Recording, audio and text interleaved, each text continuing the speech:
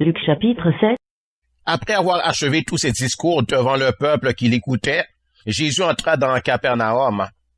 Un centenier avait un serviteur auquel il était très attaché et qui se trouvait malade sur le point de mourir. Ayant entendu parler de Jésus, il lui envoya quelques anciens des Juifs pour le prier de venir guérir son serviteur. Ils arrivèrent auprès de Jésus et lui adressèrent d'instantes supplications, disant: « Il mérite que tu lui accordes cela, car il aime notre nation, et c'est lui qui a bâti notre synagogue. » Jésus, étant allé avec eux, n'était guère éloigné de la maison, quand le centenier envoya des amis pour lui dire: « Seigneur, ne prends pas tant de peine, car je ne suis pas digne que tu entres sous mon toit. C'est aussi pour cela que je ne me suis pas cru digne d'aller en personne vers toi. Mais dis un mot, et mon serviteur sera guéri. Car moi qui suis soumis à des supérieurs, j'ai des soldats sous mes ordres, et je dis à l'un: va, et il va, à l'autre: viens, et il vient, et à mon serviteur: fais cela, et il le fait. » Lorsque Jésus entendit ces paroles, il admira le centenier, et se tournant vers la foule qui le suivait, il dit: « Je vous le dis, même en Israël, je n'ai pas trouvé une aussi grande foi. » De retour à la maison, les gens envoyés par le centenier trouvèrent guéri le serviteur qui avait été malade. Le jour suivant, Jésus alla dans une ville appelée Naïn. Ses disciples et une grande foule faisaient route avec lui. Lorsqu'il fut près de la porte de la ville, voici on portait en terre un mort, fils unique de sa mère, qui était veuve, car il y avait avec elle beaucoup de gens de la ville. Le Seigneur, l'ayant vue, fut ému de compassion pour elle, et lui dit: « Ne pleure pas. » Il s'approcha et toucha le cercueil. Ceux qui le portaient s'arrêtèrent. Il dit: « Jeune homme, je te le dis, lève-toi. » Et le mort s'assit et se mit à parler. Jésus le rendit à sa mère. Tous furent saisis de crainte, et ils glorifiaient Dieu, disant: « Un grand prophète apparut parmi nous, et Dieu a visité son peuple. » Cette parole sur Jésus se répandit dans toute la Judée et dans tout le pays d'alentour. Jean fut informé de toutes ces choses par ses disciples. Il en appela 2 et les envoya vers Jésus pour lui dire: « Es-tu celui qui doit venir, ou devons-nous en attendre un autre? » Arrivés auprès de Jésus, ils dirent: « Jean-Baptiste nous a envoyés vers toi pour dire: Es-tu celui qui doit venir, ou devons-nous en attendre un autre? » Alors même, Jésus guérit plusieurs personnes de maladies, d'infirmités et d'esprits malins, et il rendit la vue à plusieurs aveugles. Et il leur répondit: « Allez rapporter à Jean ce que vous avez vu et entendu. Les aveugles voient, les boiteux marchent, les lépreux sont purifiés, les sourds entendent, les morts ressuscitent, la bonne nouvelle est annoncée aux pauvres.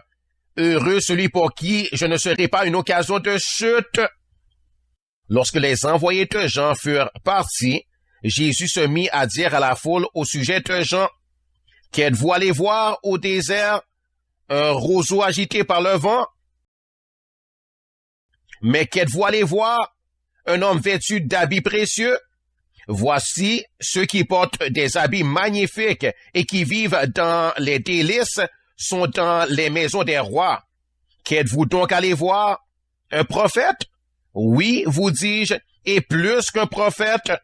C'est celui dont il est écrit: Voici j'envoie mon messager devant ta face pour préparer ton chemin devant toi. Je vous le dis, parmi ceux qui sont nés de femmes, il n'y en a point de plus grand que Jean. Cependant, le plus petit dans le royaume de Dieu est plus grand que lui. » Et tout le peuple l'a entendu, et même les publicains ont justifié Dieu en se faisant baptiser du baptême de Jean. Mais les pharisiens et les docteurs de la loi, en ne se faisant pas baptiser par lui, ont rendu nul à leur égard le dessein de Dieu. À qui donc comparerai-je les hommes de cette génération, et à qui ressemblent-ils?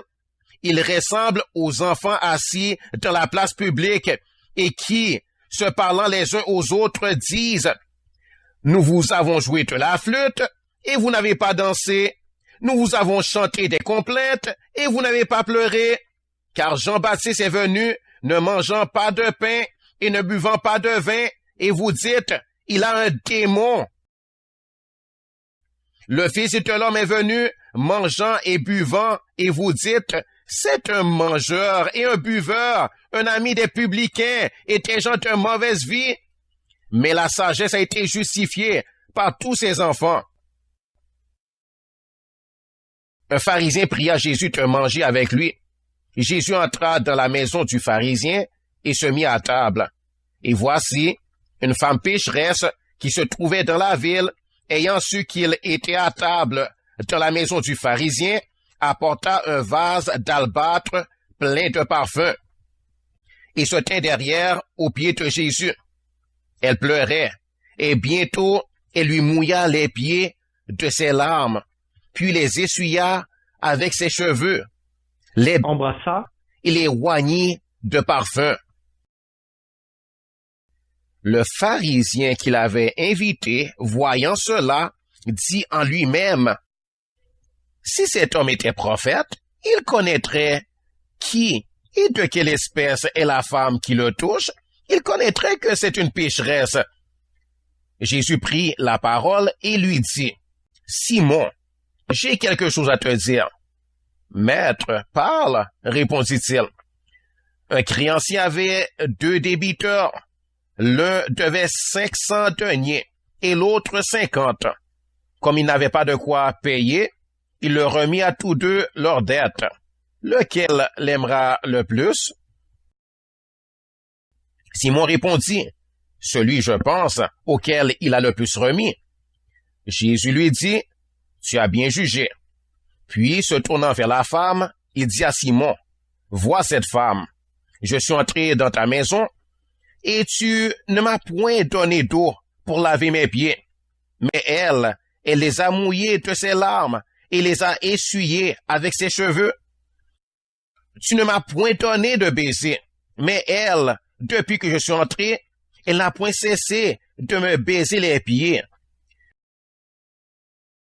Tu n'as point versé d'huile sur ma tête, mais elle a versé du parfum sur mes pieds. C'est pourquoi je te le dis, ses nombreux péchés ont été pardonnés, car elle a beaucoup aimé. Mais celui à qui on pardonne peu, aime peu. » Et il dit à la femme, « Tes péchés sont pardonnés. » Ceux qui étaient à table avec lui se mirent à dire en eux-mêmes, « Qui est celui-ci qui pardonne même les péchés? » Mais Jésus dit à la femme, « Ta foi t'a sauvée. Va en paix. »